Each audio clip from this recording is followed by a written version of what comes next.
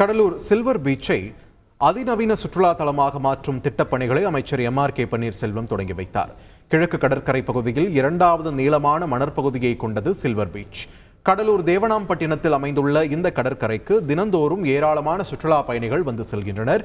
இந்நிலையில் நடைபாதை, பூங்கா மற்றும் பொழுதுபோக்கு அம்சங்களுடன் 18 கோடி ரூபாய் மதிப்பீட்டில் அதிநவீன சுற்றுலா தலமாக மாற்றும் பணிகளை அமைச்சர் தொடங்கி வைத்தார்.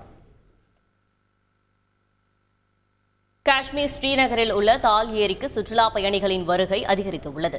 ஜம்மு காஷ்மீரில் கடும் குளிர் அலை நிலவுகிறது. குளிர்காலத்தை அனுபவிக்க நாட்டின் பல்வேறு பகுதிகளில் இருந்தும் சுற்றுலா பயணிகள் குவிந்து வருகின்றனர். கடும் குளிரையும் பொருட்படுத்தாமல் ஸ்ரீநகரில் உள்ள புகழ்பெற்ற தால் ஏரிக்கு செல்கின்றனர். அங்கு படகு சவாரி செய்தபடி இயற்கை காட்சிகளை கண்டுகளித்து வருகின்றனர். நீலகிரி மாவட்டம் உதகையில் உறைபனி பொழிவு தொடர்கிறது. மத்திய பேருந்து நிலையம், ரயில் நிலையம், குதிரை பந்தய மைதானம் போன்ற இடங்களில் கடும் உறைபனி காணப்பட்டது. வாகனங்கள் மீது வெண்போர்வை போர்த்தியது போல பனி படர்ந்திருந்தது. மக்கள் வெந்நீர் ஊற்றி சுத்தம் செய்த பின்பு வாகனங்களை எடுக்க வேண்டிய சூழ்நிலை ஏற்பட்டது. பொதுமக்கள் ஆங்காங்கே நெருப்பு மூட்டி குளிர் காய்ந்தனர்.